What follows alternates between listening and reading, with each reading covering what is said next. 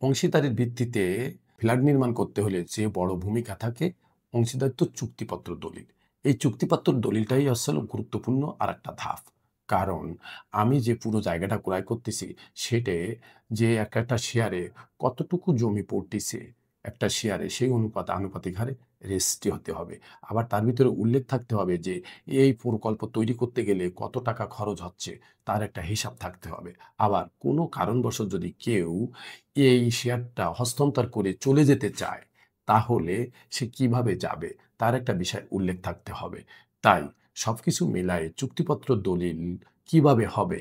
সেই শেয়ার দলিলটার সে চুক্তিপত্র করতেছি, সেই দলিলের জমির পরিমাণ কে কত অংশ পাচ্ছি, সেটাও একটু উল্লেখ থাকতে হবে। আর যদি কোনো দৈব দুর্ঘটনায় কোনো সময় লাভ ক্ষতি হয়, সেটাও কিভাবে মিনিমাইজ করতে হবে, কিভাবে হিসাব করতে হবে, এ বিষয়েও একটু উল্লেখ থাকতে হবে।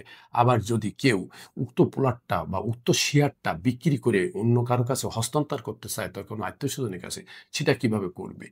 অর্থাৎ ফুললি আইনের প্রক্রিয়ায় কিভাবে একটা শেয়ার বা একটা শেয়ার প্রজেক্ট সুন্দরভাবে থাকবে সবকিছু উল্লেখ থাকতে হবে। তাই একজন ভালো সিভিল লয়াররে দিয়ে উক্ত জমিটার শেয়ার রেজিস্ট্রি করে সাব রেজিস্ট্রি অফিস থেকে কিভাবে করা যায় এ বিষয়ে সম্পূর্ণ আলোচনা করতে হবে। সেই আলোচনার ভিত্তিতে সেই চুক্তিপত্রে এই সমস্ত বিষয়াদি উল্লেখ থাকবে।